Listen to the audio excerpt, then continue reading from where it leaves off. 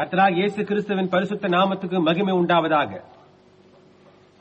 நமது அருமை சகோதரனும் 20ஆம் நூற்றாண்டின் தீர்க்கதரிசியுமான வில்லியம் மரியம் பிரென்னாம் அவர்களால் நவம்பர் மாதம் 28ஆம் தேதி 1965ஆம் வருஷம் லைஃப் கூடாரம் ஸ்ரீவர்போர்ட் லூசியானா அமெரிக்காவில் on the wings of a snow white dove பனி வெண்புறா சிறகுகள் மேல் என்ற தலைப்பில் உண்டான செய்தியை இப்பொழுது நீங்கள் தமிழாக்கத்துடன் கேட்கப் போகிறீர்கள்.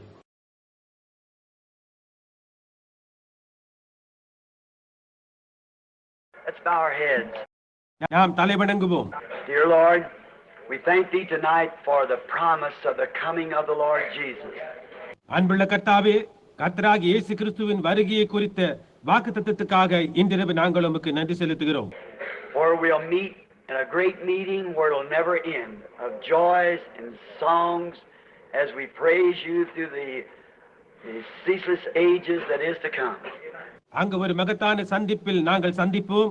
அங்கு மகிழ்ச்சிக்கும் பாடல்களுக்கும் முடிவே இராது. வர இருக்கும் முடிவற்ற காலங்கள் முழுவதும் நாங்கள் உம்மை துதித்துக் கொண்டே இருப்போம். We ask Your blessings upon the meeting tonight.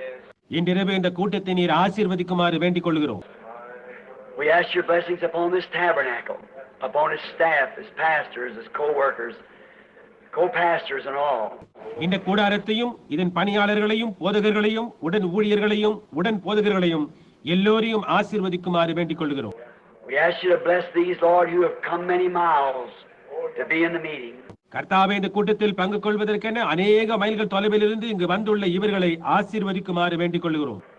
Lay Your hand of mercy upon them as they travel back to their homes. Grant it, Lord.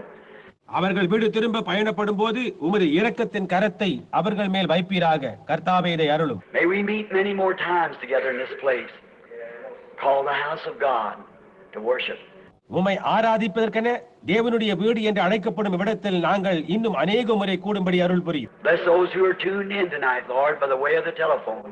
தொலைபேசியின் மூலம் இன்று இணைக்கப்பட்டுள்ளவர்களை ஆசீர்வதிப்பீராக. May every unsaved person find Jesus Christ their Savior tonight. ரட்சிக்கப்படாத ஒவ்வொரு நபரும் இன்றிரவு தங்கள் ரட்சகராகிய இயேசு கிறிஸ்துவை கண்டு கொள்ளும்படி அருள் புரியும். Heal all the sick and afflicted. வியாதியஸ்தரையும் அவதிப்படுகிறவர்கள் அனைவரையும் சுகப்படுத்தும். Father, Your servant is reporting for service. In Jesus' name, amen. பிதாவே, உமது ஊழியத்திற்கென ஆஜராகி இருக்கிறேன். இயேசுவின் நாமத்தில் ஆமென்.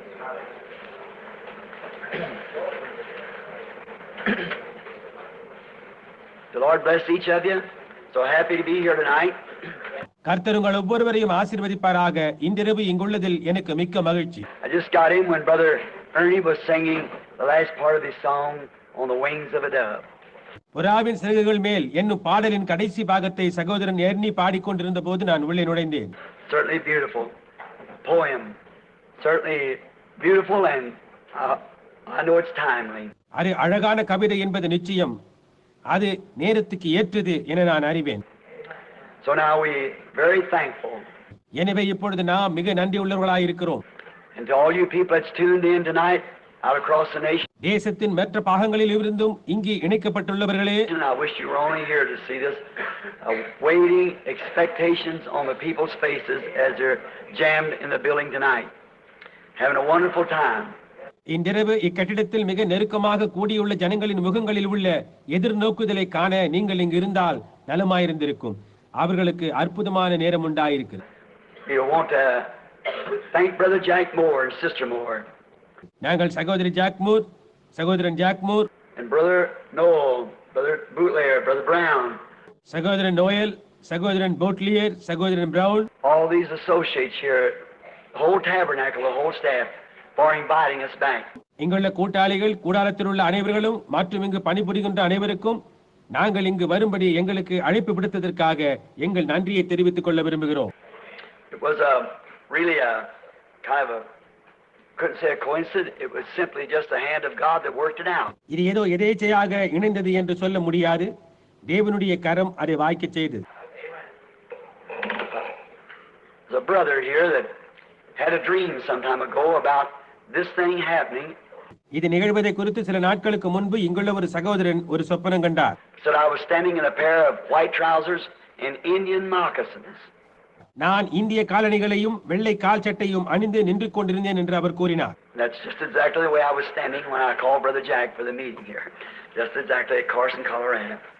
நான் இங்குள்ள கூட்டத்தை ஒழுங்கு செய்ய சகோதரன் ஜாக்கை கொலராடோவில் கார்சனில் சந்தித்த போது அதே விதமாக இந்திய காலணிகளையும் வெள்ளை கால் சட்டையும் அணிந்திருந்தேன். Indian moccasins and a pair of white Levi trousers on. இந்திய காலணிகளையும் லெவிகால் சட்டையையும் அணிந்திருந்தேன். Brother Leo, if you're listening in, I was just meeting you in a few minutes. சகோதரன் லியோ, நீங்கள் கேட்டுக்கொண்டிருந்தால் உங்களையும் சில நிமிடங்களில் சந்திக்க போகிறேன். So that's when the meeting took its birthplace right there. அப்பொழுதுதான் அந்த இடத்தில் இந்த கூட்டத்தை ஒழுங்கு செய்ய வேண்டும் என்ற முடிவு ஏற்படுத்தப்பட்டது. Now it's Sunday night. I know many of you will drive all night tonight going home. இது ஞாயிறு இரவு. உங்களில் அநேகர் வீடு திரும்புவதற்கென இன்றிரவு முழுவதும் காரோட்டி செல்ல வேண்டும் என்று நான் அறிவேன். Some of you be driving in the morning. சிலர் காலை வரைக்கும் காரோட்டி செல்ல வேண்டியிருக்கும். I've got 2 days drive ahead of me. எனக்கு 2 நாட்கள் காரோட்டம் வேண்டும். And so we won't hold you very long. எனவே உங்களை நீண்ட நேரம் பிடித்து வைத்திருக்க போவதில்லை. I mean, I've tried to make this an old time night. இதை நான் பழைய காலத்து இரவாக மாற்ற முயல்கிறேன். The night that Brother Brown, Brother Jack, and all of us that used to pray for the sick years ago. பல ஆண்டுகளுக்கு முன்பு சகோதரன் பிரவுன், சகோதரன் ஜாக் மற்றும் நாம் அனைவரும் எவ்வாறு வியாதிஸ்தர்களுக்காக ஜெபிப்பது வழக்கமோ அதே விதமாக We would pray for the sick in the same manner that we did then. அன்றைக்கு நாம் செய்த அதே விதமாக இன்றிரவும் நாம் வியாதிஸ்தர்களுக்காக ஜெபிப்போம். Now, can you hear me back in the back? I just keep lowering these mics because I am hoarse. பின்னால் உள்ளவர்கள் நான் பேசுவதை கேட்க முடிகிறதா? என் தொண்டை கரகரப்பாய் இருப்பதால் நான் ஒலிபெருக்கியை தாழ்த்தி கொண்டிருக்கிறேன். And so I want to just a little something, this little instance happened. எனவே இந்த ஒரு சிறு சம்பவம் நிகழ்ந்தது. Mother is telling me a while ago that there was a brother, perhaps you're in a meeting tonight, that just come out of denominationalism. சற்று முன்பு அவர்கள் என்னிடம் இதை கூறினர். ஸ்தாபனத்தை விட்டு வெளியே வந்த ஒரு சகோதரன், அவர் ஒரு கால் இன்றிரவு இக்கூட்டத்துக்கு வந்திருக்க கூடும். Come into Shreveport, want to hear about the message. செய்தியை கேட்பதற்கென ஸ்ரீவபோர்ட்டுக்கு வந்திருந்தாராம். He got mixed up. He didn't know where he was at, so he went downtown. அவர் வழி தவறி போய் அவர் எங்க இருக்கிறார் என்று அறியாமல் கீழ்ப்பட்டணத்துக்கு சென்றார். You seen the people gathered. He said, "Is this where Billy Branham is going to preach?" அங்கு ஜனங்கள் கூடியிருப்பதை அவர் கண்டு, இங்குதான் பில்லி பிரன்ஹாம் பிரசங்கம் செய்ய போகிறாரா என்று கேட்டாராம். She said, "No, it's where Billy Graham's preaching by the way of a film." அங்கிருந்த ஒருவர், இல்லை, இங்கே சகோதரன் பில்லி கிரஹாம் படக்காட்சியின் மூலம் பிரசங்கம் செய்ய போகிறார் என்றாராம். He said, "Well, I'm sorry, I got the wrong place." உடனே அவர், என்னை மன்னிக்கவும், நான் தவறான இடத்துக்கு வந்து விட்டேன் என்று கூறிவிட்டு அங்கிருந்து புறப்பட்டு வந்து விட்டார். He said, "He come up." He said, "Now where can I go, Lord?" அவர் வந்து கொண்டிருந்த போது, கர்த்தாவே, இப்பொழுது நான் எங்கே போக வேண்டும் என்று கூறி, He said, he started walking up this main street. I don't know what it is. There's a big church up here at the end. ஒரு பெரிய தெரு வழியாக நடந்து கொண்டு வந்தாராம். அது என்னவென்று எனக்கு தெரியவில்லை. அந்த கோடியில் ஒரு பெரிய ஆலயம் உள்ளது, Texas Street. டெக்சாஸ் தெருவில். And there was a big white cross up on a church. அந்த ஆலயத்தின் மேல் ஒரு பெரிய வெள்ளை சிலுவை வைக்கப்பட்டுள்ளது.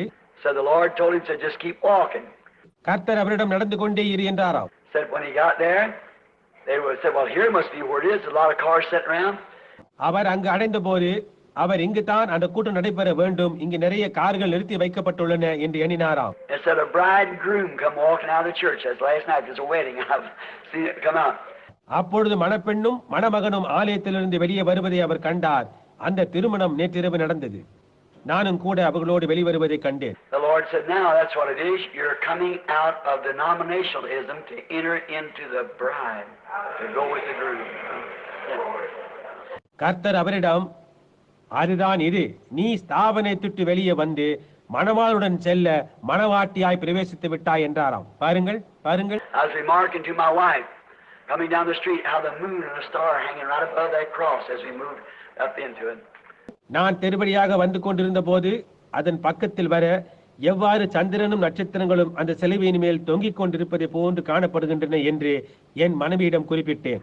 I guess I just look at little things like that. Maybe kind of complimentary to my belief in God and my ministry. இப்படிப்பட்ட சிறு காரியங்களை நான் நோக்கும் போது, ஒரு கால் நான் தேவன் பெயரிலும் என் ஊழியத்தின் பெயரிலும் கொண்டுள்ள நம்பிக்கைக்கு புகழ்ச்சியாக அது அமைந்துள்ளது என்று எண்ணுகிறேன். I was thinking tonight in Tucson. It happens to be that Victor Leduc, he was this Frenchman. He's a genuine Frenchman. இன்றிரவு நான் சிந்தித்துக் கொண்டிருந்தேன். டூசானில் விக்டர் லாடியூ என்னும் பிரெஞ்சுக்காரர் இருந்தார். அவர் பிரான்ஸ் நாட்டை சேர்ந்த உண்மையான பிரெஞ்சுக்காரர். I believe I was telling you the other day that when I got through speaking, trying to separate denominationalism from real Christianity. இதை குறித்து அன்றொரு நாள் உங்களிடம் கூறினேன் என்று நினைக்கிறேன். நான் ஸ்தாபன முறைமைகளுக்கும் உண்மையான கிறிஸ்தவ மார்க்கத்துக்கும் இடையே உள்ள வேறுபாடுகளை வலியுறுத்தி இவ்விரண்டையும் வெவ்வேறாக பிரித்துக் கொண்டிருந்தேன். And a man was giving me a kind of a short talk about it from a famous denominational Pentecostal church. அப்பொழுது ஒரு மனிதன் என்னை பார்த்து கொண்டே இருந்தார். ஒரு பிரபலமான ஸ்தாபன பெந்தேகோஸ்தே சபையில் இதை குறித்து நான் ஒரு விதமான சிறு சொற்பொழிவு ஆற்றிக் கொண்டிருந்தேன். And so Danny Henry, think he's some movie star's cousin or something, and he was a Baptist. அப்பொழுது டேனி ஹென்றி, அவர் ஏதோ ஒரு சினிமா நட்சத்திரத்தின் ஒன்றுவிட்ட சகோதரன் நினைக்கிறேன். அவர் ஏதோ ஒரு Baptist. And he run down to the platform and just threw his arms around me and said, "Brother Branham, I hope this don't sound sacrilegious, but that could be the 23rd chapter of Revelation." அவர் மேடைக்கு ஓடி வந்து என் தோள்களின் மேல் கை போட்டு, சகோதரன் பிரன்ஹாமே, இது தேவதூஷணமாக தென்படாது என்று எண்ணுகிறேன். இது வெளிப்படுத்தின விசேஷம் 23ஆம் அதிகாரமாய் இருக்கலாம் என்றார். And when he started to say something else, he started speaking in tongues. அவர் ஏதோ ஒன்றை கூற முயன்ற போது அந்நிய பாஷையில் பேசத் தொடங்கினார். And this three French people, இதை மூன்று பிரெஞ்சுக்காரர்கள், a French woman, big heavy-set woman, dark complected, from Louisiana. She may be sitting here tonight. அவர்களில் ஒன்று ஒரு பிரெஞ்சு ஸ்திரீ, பெரிய தேக அமைப்பு கொண்டவள், கருமை நிறமுடையவள், லூசியானாவில் வசிக்கிறாள். ஒரு கால் இன்றிரவு அவள் இங்கு இருக்கலாம். Wrote it down on a piece of paper what he said. அவர் பேசினதை ஒரு தாளில் எழுதினார். Then Victor Leduc, a minister, wrote down the same thing. And they were comparing notes. They're going to. பிறகு விக்டர் லாடியூ என்னும் அந்த போதகரும் அதை குறித்துக் கொண்டார். இருவரும் தாங்கள் எழுதின குறிப்புகளை ஒப்பிட்டு சரிபார்த்துக் கொண்டனர். A light-headed man, kind of a blonde hair, standing way back, packed back his voice good, come walking up, want to see those notes. பழுப்பு நிற தலைமையில் கொண்ட ஒருவர் மிகவும் பின்னால், அவரால் இயன்றவரை பின்னால் நின்று கொண்டிருந்தார். அவர் முன்னால் நடந்து வந்து இவர்கள் இருவரும் எழுதி வைத்த குறிப்புகளை காண விரும்பினார். He was the interpreter of French at the UN. அவர்தான் ஐநா சபையில் பிரெஞ்சு மொழிபெயர்ப்பாளர். And all three notes was the same. இவர்கள் மூவர் எழுதின குறிப்புகளும் ஒன்றாகவே இருந்தன. It said this. அக்குறிப்பு இப்படியா இருந்தது: because thou hast chosen this harder way, you have chose it by your own choosing. இந்த கடினமான வழியை நீ தெரிந்து கொண்டதனால், நீயாகவே அதை தெரிந்து கொண்டாய், நீ அதை ஏற்றுக்கொண்டாய், உன் சொந்த தெரிந்து கொள்ளுதலின்படி அதை தெரிந்து கொண்டாய். Of course, we know that Moses had to make his choice. அது நமக்கு நன்றாக தெரியும். மோசே தானாகவே இதை தெரிந்து கொள்ள வேண்டியதாயிருந்தது. Said, this is the precise and correct way because it's my way. இதுவே பிழையற்ற சரியான வழி, ஏனெனில் அது என்னுடைய வழி. And what a glorious decision you've made. என்னே ஒரு மகிமையான தீர்மானத்தை நீ செய்திருக்கிறாய். That because of this, a large portion of heaven awaits you. அதன் விளைவாக பரலோகத்தில் ஒரு பெரிய பங்கு உனக்காக காத்திருக்கிறது. And this in itself is that which will make and bring to pass the tremendous victory in the love divine. இது தன்னில்தானே தெய்வீக அன்பில் மகத்தான வெற்றியை உண்டாக்கி அதை நிறைவேறச் செய்யும். All three was the same. மூன்று பேரும் எழுதின குறிப்புகள் ஒன்றாகவே இருந்தது. I thought I had that in my Bible. I looked in there, but I didn't. The original copy of it. என் வேதாகமத்தில் அதை வைத்திருந்ததாக எனக்கு ஞாபகம். அதை தேடி பார்த்தேன், காணவில்லை அந்த மூல பிரதியை. Danny Henry don't know, like myself, he hardly knows good English, let alone French. Danny ஹென்ரிக்கு பிரெஞ்சு மொழி தெரியாது. பிரெஞ்சு மொழியை விட்டு விடுங்கள், அவனுக்கு என்னை போல சரியான ஆங்கிலமே தெரியாது. If you notice in there, it's like French language. They put the verb before the adverb. அங்கு நீங்கள் கவனிப்பீர்களானால் பிரெஞ்சு மொழியில் அவர்கள் வினை எச்சத்துக்கு முன்பாக வினைச்சொல்லை உபயோகிக்கின்றனர். In the interpretation of all three was exactly alike. அந்த மூவருடைய மொழிபெயர்ப்பையும் ஒன்றாகவே இருந்தது. Danny Henry some time ago, Danny may be listening in tonight. சில நாட்களுக்கு முன்பு டேனி ஒரு கால் என்று கேட்டுக்கொண்டிருக்கலாம். Victor Leduc perhaps is because I understand he's in Tucson. Victor லாடியூவும் கூட, ஏனெனில் அவர்கள் டூசானில் உள்ளதாக கேள்விப்பட்டேன். You people in Tucson, at the church, the tabernacle, Tucson Tabernacle, where Brother Green's the pastor. சகோதரன் கிரீன் போதகராயுள்ள டூசான் ஜெபக்கூடாரத்தை சேர்ந்தவர்களே, Brother Victor Leduc, I understand, is in a tent meeting right at the foot of Park Avenue, where it runs out into Highway 80, coming this way. Park அவென்யூவின் அடிவாரத்தில், அது நெடுஞ்சாலை எண் 80 இந்த பக்கம் வந்து அடைகிறது. அந்த இடத்தில் விக்டர் லாடியோ கூடாரம் கூட்டம் நடத்துவதாக கேள்விப்பட்டேன். And if you're out there tomorrow night, next night, whenever, how long he'll be there, go to hear him. நாளை இரவு அதற்கு அடுத்த இரவும் நீங்கள் அங்கு செல்வீர்களானால் அவர் எவ்வளவு நாட்கள் இருப்பாரோ அவ்வளவு நாட்கள் அவர் பேசுவதை கேட்க அங்கு செல்லுங்கள். Danny may be with him, and it could be that they're listening in from the tabernacle tonight. I don't know. Danny ஒரு கால் அவருடன் கூட இருக்கலாம். இன்றிரவு அவர்கள் கூடாரத்தில் இருந்து இதை கேட்டுக்கொண்டிருக்கலாம், எனக்கு தெரியாது. Danny went to Jerusalem right after that. It said he was laying there in the tomb on the board, rock board that Jesus laid on, a corpse, just before his resurrection. இந்த சம்பவம் நடந்தவுடனே Danny எருசலேமுக்கு சென்றார். உயிர்த்தெழுதலுக்கு முன்பு இயேசுவின் உடல் கல்லறையில் கிடத்தப்பட்டிருந்த கற்பலகையின் மேல் அவர் படுத்ததாக கூறினார். So all of a sudden I come on his mind. அப்பொழுது திடீரென்று அவருக்கு என் நினைவு வந்ததாம். It said he ran out, began crying, and he walked outside. அவர் அப்பொழுது அழுது கொண்டே கல்லறைக்கு வெளியே ஓடி வந்து வெளியே நடந்து சென்றதாக கூறினார். And he was directed. He's a man that makes things out of rocks, tumbles rocks in it. அவர் அந்த நேரத்தில் ஏவப்பட்டார். அவர் பாறைகளை கொண்டு பொருட்களை உண்டாக்குபவர். Said he went to where they said the cross was drove down.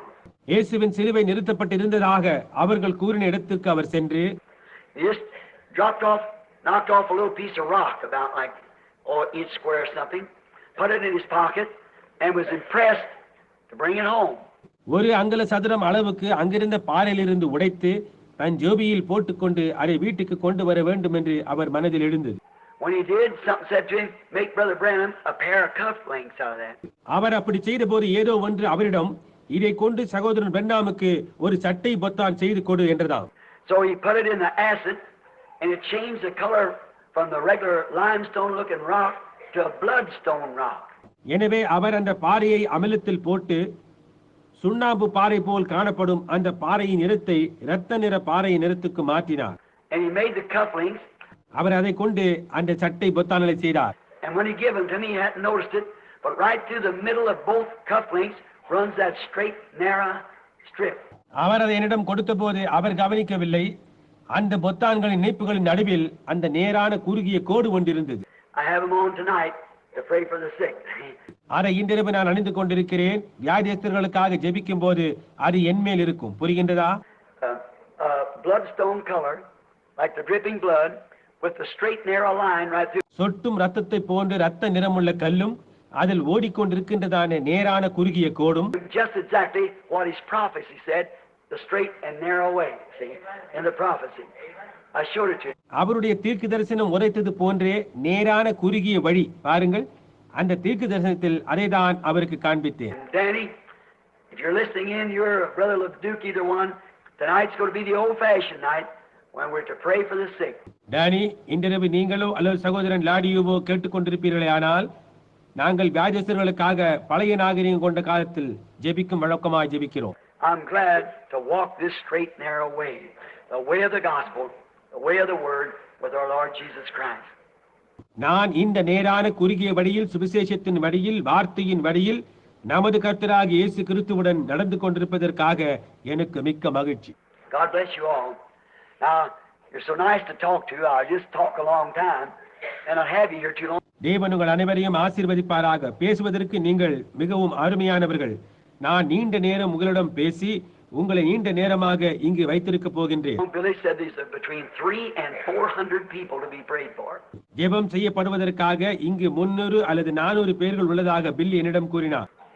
So I'll just have to hurry up with our message as quick as possible, and then pray for the sick.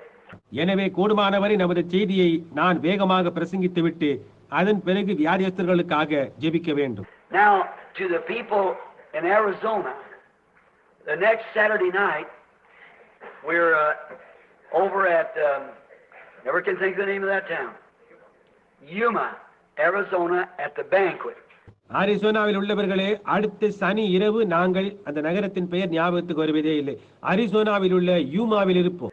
So then in California, we follow right on in Sunday morning to Los Angeles and the places that's been predicted to be there. அதன் பிறகு ஞாயிறு காலை கலிபோர்னியாவுக்கு சென்று அங்கு loss ஏஞ்சல்ஸில் இன்னும் அங்குள்ள வேறு சில இடங்களுக்கு செல்வோம். Tonight, I want to take a text out of the scripture. இன்றிரவு வேதத்திலிருந்து ஒரு பொருளை தெரிந்து கொள்ள விரும்புகிறேன். By the way, I was sitting in a cafeteria today, the Morrison's cafeteria, Brother Jack, his wife, my wife. இன்று நான் மாரிசன்ஸ் உணவு விடுதிக்கு சென்றிருந்தேன். சகோதரன் ஜாக்கும் அவருடைய மனைவியும் நானும் என்னுடைய மனைவியும் We went over to Morrison's cafeteria to have a little time together. We hadn't been out. The women had never been together. சிறிது நேரம் ஒருமித்து கழிக்கலாம் என்று எண்ணி நாங்கள் மாரிசன்ஸ் உணவு விடுதிக்கு சென்றிருந்தோம். நாங்கள் வெளியே செல்வதில்லை, ஸ்திரீகளும் ஒன்று கூடியதே இல்லை. There was a young fellow walked up to me. His name's Green. He's the father of Brother Perry Green. அங்கு ஒரு வாலிபன் என்னிடம் வந்தார். அவருடைய பெயர் கிரீன். அவர் பெரி கிரீனின் தகப்பனார். And he said, "You know, Brother Branham, you was talking about a Johnny pin the other night." அவர் சகோதரன் பிரண்டாமே, நீங்கள் அன்று இரவு ஜானி பின்னை குறித்து பேசினீர்களே. That's really a what is it? A bobby pin. அது என்ன bobby pin? He said, "You were talking about a Johnny pin." He said, "I got you a Johnny pin." He gave it to me. அவர் bobby பின்னை குறித்து பேசினீர்களே, நான் உங்களுக்கு ஒரு Johnny பின்னை கொண்டு வந்தேன் என்று சொல்லி அதை என்னிடம் கொடுத்தார். Now that's a Johnny pin, ladies. That won't work in the hair. A Johnny pin. எனவே ஸ்திரீகளே, இது ஜானி பின். இது உங்கள் தலைமயிரை பொருத்த உதவாது. He said he'd been using it for years to hold the pages of his Bible down. அவர் வேதாகமத்தின் பக்கங்களை ஒன்றாக சேர்க்க அநேக ஆண்டுகளாக ஒரு ஜானி பின்னை உபயோகித்து வருவதாக கூறினார். So he said, "I'll give you a genuine Johnny pin." எனவே நான் உங்களுக்கு நிஜமான ஜானி பின்னை கொடுக்கிறேன் என்றார் அவர். So Brother Green, if you're here somewhere or listening in, that Johnny pin's a dandy. Just holds it right. எனவே சகோதரன் கிரீன், நீங்கள் எங்க இருந்தாலும் அல்லது இதை கேட்டுக்கொண்டிருந்தாலும் அந்த ஜானி பின் மிகவும் அழகான ஒன்று. அது பக்கங்களை இறுக பிடிக்கிறது. Now, we want to get into the scriptures right away, and I want you to turn with me now to Psalms 55.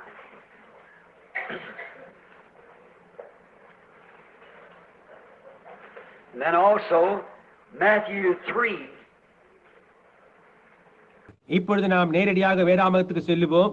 இப்பொழுது நீங்கள் என்னுடன் 55ஆம் சங்கீதத்துக்கு திருப்புங்கள். பிறகு மத்தேயு 3 கூட. And my subject tonight was Brother Ernie's topic on the wings of a snow white dove. இன்றைய என்னுடைய பேசும் பொருள் சகோதரன் எர்னி பாடின பனிவெண்புறா சிறகுகள் மேல் என்பதாம். Now, I won't be able to strike all the notes and scriptures that I got here because I'll just kind of skip over a few of them and because I promised the message. இங்கு நான் எழுதி வைத்துள்ள எல்லா குறிப்புகளையும் வேத வசனங்களையும் குறிப்பிட என்னால் இயலாது. அவைகளில் சிலவற்றை நான் விட்டு விடுகிறேன், ஏனெனில் இந்த செய்தியை அளிப்பதாக நான் வாக்கு கொடுத்தேன். The Lord willing, for Yuma, next Saturday night I want to preach on the conditions for the rapture. If the Lord willing. கர்த்தருக்கு சித்தமானால் அடுத்த சனி இரவு யூமாவில் எடுத்துக்கொள்ளப்படுதலில் செல்வதற்கான நிபந்தனைகள் என்பது குறித்து பேச இருக்கிறேன். And Psalms 53. I beg your pardon, Psalms 55. சங்கீதம் 55 நாம் பார்ப்போம். Give ear. Pardon? 55. Yes. Give ear to my prayer, O God. Hide not thyself from my supplications. தேவனே, என் ஜெபத்தை கேட்டருளும், என் விண்ணப்பத்திற்கு மறைந்திராதே. Attend unto me and hear me. I mourn in my complaint and make a noise. எனக்கு செவி கொடுத்து உத்தரவு அருளி செய்யும், சத்துருடைய கூக்குரல் நிமித்தமும், Because of the voice of the enemy, because of the oppression of the wicked. துன்மார்க்கர் செய்யும் இடுக்கத்து நிமித்தமும் என் தியானத்தில் முறையிடுகிறேன். For they cast iniquity upon me, and in wrath they hate me. அவர்கள் என்மேல் பழிச்சாட்டி குரோதம் கொண்டு என்னை பகைக்கிறார்கள். My heart is sore pain within me, and the terror of death are fallen upon me. என் இருதயம் எனக்குள் வியாகுலப்படுகிறது, மரண திகில் என்மேல் விழுந்தது. Fearless and trembling tremors are come upon me. The horror has overwhelmed me. பயமும் நடுக்கமும் என்னை பிடித்தது, அரிகளிப்பு என்னை மூடிற்று. And I said, oh, that I had wings like a dove, for then would I fly away and be at rest. அப்பொழுது நான், எனக்கு புறாவை போல சிறகுகள் இருந்தால் நான் பறந்து போய் இளைப்பாறுவேன். Lo, then would I wander far off and remain in the wilderness. Selah. Selah means amen. நான் தூரத்தில் அலைந்து திரிந்து வனாந்திரத்தில் தங்கியிருப்பேன். சேலா. சேலா என்றால் ஆமென் என்று பொருள். David, a lover of the wilderness, when he got distressed and the people wouldn't believe him and the enemies that come up on him, தாவீது வனாந்திரத்தில் பிரியம் கொண்டவன். அவன் துக்கமடைந்து ஜனங்கள் அவனை நம்பாமல் சத்துருக்கள் அவன் மேல் வந்தபோது, he said, if I had the wings of a dove, I would fly out into the wilderness and there remain. எனக்கு புறாவை போல சிறகுகள் இருந்தால் வனாந்திரத்திற்கு பறந்து போய் அங்கே இருப்பேன் என்றான்.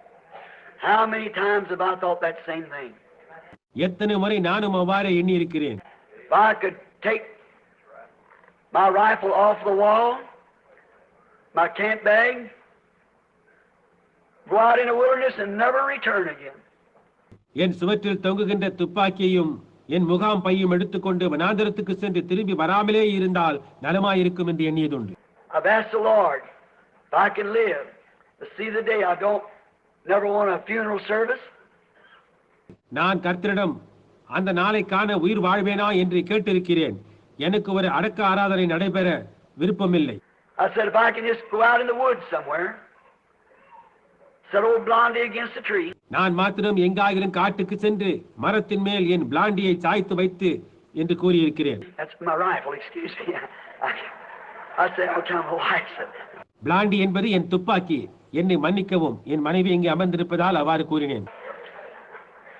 You know that rifle brother here gave me years ago? I killed 55 head of game with it without missing a shot. Some of them 700-800 yards. ஒரு சகோதரன் அநேக ஆண்டுகளுக்கு முன்பு இந்த துப்பாக்கியை எனக்கு கொடுத்தார். நான் அதை கொண்டு ஒரு குறி கூட தவறாமல் 55 வேட்டை மிருகங்களை கொண்டிருக்கிறேன். அவைகளில் சில 700-800 கஜ தூரத்தில் இருந்தன. I call it Blondie because my wife's a brunette. So she said I think more of the rifle do her. இதை நான் பிளாண்டி என்று அழைக்க ஏனெனில் என் மனைவி ஒரு ப்ரூனட். நான் அவளை காட்டிலும் துப்பாக்கியை அதிக கவனம் செலுத்துவதாக அவள் கூறினாள். But so I'd like to set against the tree and say, Lord, let Joseph find it someday. ஆகவே என் துப்பாக்கியை மரத்தின் மேல் சாய்த்து வைத்து, கர்த்தாவே, என்றாயிலும் ஒரு நாள் என் மகன் ஜோசப் அதை கண்டுபிடிக்கட்டும். I like to take the wings of a dove and fly away. நான் புறாவின் சிறகுகள் எடுத்துக்கொண்டு பறந்து செல்ல விரும்புகிறேன் என்று கூற எனக்கு விருப்பம். But just like one time up in the mountains, watching an eagle and seeing him fly away, you know my story of it. ஒருமுறை நான் மலையின் மேல் கழுகை கவனித்து அது பறந்து செல்வதை பார்த்தபோது அதை குறித்த என் வரலாறு உங்களுக்கு தெரியும்.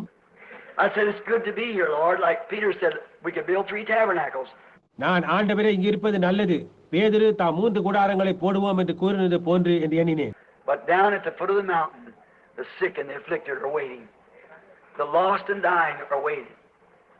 ஆனால் மலையின் அடிவாரத்தில் வியாதியஸ்தர்களும் அவதிப்படுவோரும் காத்திருக்கின்றனர், இழக்கப்பட்டவர்களும் மரித்துக் கொண்டிருக்கின்றவர்களும் காத்திருக்கின்றனர். So let us do what we can while it's day, and someday there will be the wings of a white eagle will come down. He'll bear us away. பகலாய் இருக்கும் போதே நம்மால் என்ன செய்ய கூடுமோ அதை செய்வோமாக. என்றாவது ஒரு நாள் வெள்ளைக்கழுகன் சிறகுகளில் கீழே இறங்கி வரும், அவர் நம்மை தூக்கி செல்வார். Now, in Matthew 3:16, I'd like to read 16 and 17. இப்பொழுது மத்தேயு 3:16-17 வசனங்களை நான் வாசிக்க விரும்புகிறேன். And Jesus, when he was baptized, went straightway up out of the water. இயேசு ஞானஸ்நானம் பெற்று ஜலத்திலிருந்து கரை ஏறின உடனே, Lo, the heavens were opened unto him, and he saw the Spirit of God descending like a dove and lighting upon him. இதோ வானம் அவருக்கு திறக்கப்பட்டது, தேவ ஆவி புறாவை போல் இறங்கி தம்மேல் வருவதை கண்டார். And lo, a voice from heaven saying, This is my beloved Son, in whom I am well pleased. ஆண்டியும் வானத்திலிருந்து ஒரு சத்தம் உண்டாகி, இவர் என்னுடைய நேசகுமாரன், இவரில் பிரியமாய் இருக்கிறேன் என்று உரைத்தது. In other words, in whom I'm pleased to dwell in. வேறு வார்த்தைகள் கூறினால் இவரில் வாசமாய் இருக்க பிரியப்படுகிறேன் என்பதாகும். Now we want to speak a few minutes on this bird. இந்த பறவையை குறித்து நாம் சிறிது நேரம் பேச விரும்புகிறோம். A dove has always been one of my favorite birds. புறா எப்பொழுதுமே எனக்கு பிரியமான பறவைகளில் ஒன்றாக இருந்து வந்துள்ளது. And thinking of a dove is really, and a pigeon is the same bird. புறாவை குறித்து சிந்திக்கும் போது அது உண்மையில் மணிப்புறாவும் அதே பறவைதான். A pigeon is a domestic dove. They are both the same family. மணிப்புறா அது வீட்டில் வளர்க்கப்படும் புறா, இவ்விரண்டும் ஒரே இனத்தைச் சேர்ந்தவை. I looked it up, and it is the same family, a pigeon and a dove. They're both of the same family. நான் புத்தகங்களை தேடி பார்த்தேன். புறாவும் மணிப்புறாவும் இவ்விரண்டும் ஒரே இனத்தைச் சேர்ந்தவை. The habits of these birds are outstanding. இவைகளின் பழக்க வழக்கங்கள் தலை சிறந்தது. I preached here some few years ago in a tent meeting out here with Brother Moore on the lamb and the dove. சில ஆண்டுகளுக்கு முன்பு சகோதரன் மூருடன் இங்கு நடத்திய ஒரு கூடார கூட்டத்தில் நான் ஆட்டுக்குட்டியும் புறாவும் என்பதன் பேரில் பிரசங்கம் செய்தேன். I guess you all remember that. உங்கள் எல்லாருக்கும் அது நினைவிருக்கும் என்று எண்ணுகிறேன். How that the dove is the most cleanest bird that we have. And the lamb is the most meekest animal that we have. புறாவானது நாம் பெற்றுள்ள பறவைகள் அனைத்திலும் மிக தூய்மையானதும், ஆட்டுக்குட்டி நாம் பெற்றுள்ள மிருகங்கள் அனைத்திலும் மிகவும் சாந்த குணமுள்ளதுமாய் இருக்கிறது. They're both sacrificial bird and beast. இவ்விரண்டும் பலி செலுத்தப்படும் பறவையும் மிருகமுமாய் உள்ளது. How beautiful it's typed here as Jesus being the lamb and God being the dove. இயேசு ஆட்டுக்குட்டி என்றும் தேவன் புறாவென்றும் இங்கு எவ்வளவு அழகாக பாவனையாய் கட்டப்பட்டுள்ளது. And the dove would not have settled on a wolf. His nature is not right. புறா ஒரு ஓநாயின் மேல் உட்காராது, ஏனெனில் ஓநாயின் தன்மை அதற்கு உகந்ததல்ல. It couldn't have settled on a dog. His nature is not right. அது ஒரு நாயின் மேலும் உட்காராது, ஏனெனில் நாயின் தன்மையும் அதற்கு உகந்ததல்ல. It had to be on a lamb. அது ஒரு ஆட்டுக்குட்டியாகவே இருக்க வேண்டும். The two natures had to be the same. இவ்விரண்டு தன்மைகளும் ஒன்றாய் இருக்க வேண்டும். That's the way we have to be. Our natures have to change from the roaring sinner to the meekness of a lamb. அதே விதமாகத்தான் நாமும் இருக்க வேண்டும். நமது தன்மையும் மூர்க்கமான பாவி என்பதிலிருந்து ஆட்டுக்குட்டியின் சாந்த குணமாக மாற வேண்டும். And did you notice the dove led the lamb? புறாவானது ஆட்டுக்குட்டியை நடத்தி கொண்டு போனதை நீங்கள் கவனித்தீர்களா? And notice the lamb forfeit everything he had to the dove. கவனியுங்கள், ஆட்டுக்குட்டி தனக்கு இருந்த எல்லாவற்றையும் புறாவுக்கு விட்டு கொடுத்து விட்டது. And look where the dove led him, to crucifixion for the sins of us all. புறா அதை எங்கு நடத்தி சென்றது என்று பாருங்கள். நம்முடைய பாவங்களுக்காக சிலுவையில் அறையப்படுவதற்கு அவர் நடத்தி சென்றது. Now the dove, if God wanted to represent his son, he was represented by the most cleanest and meekest animal on the earth, our earthbound creature. இப்பொழுது தேவன் தமது குமாரனுக்கு ஒன்றை எடுத்துக்காட்டாய் அளிக்க விரும்பினார். பூமியிலேயே மிகவும் தூய்மையானதும் சாந்த குணமும் நிறைந்ததுமான மிருகம் குமாரனுக்கு எடுத்துக்காட்டாய் விளங்கினது.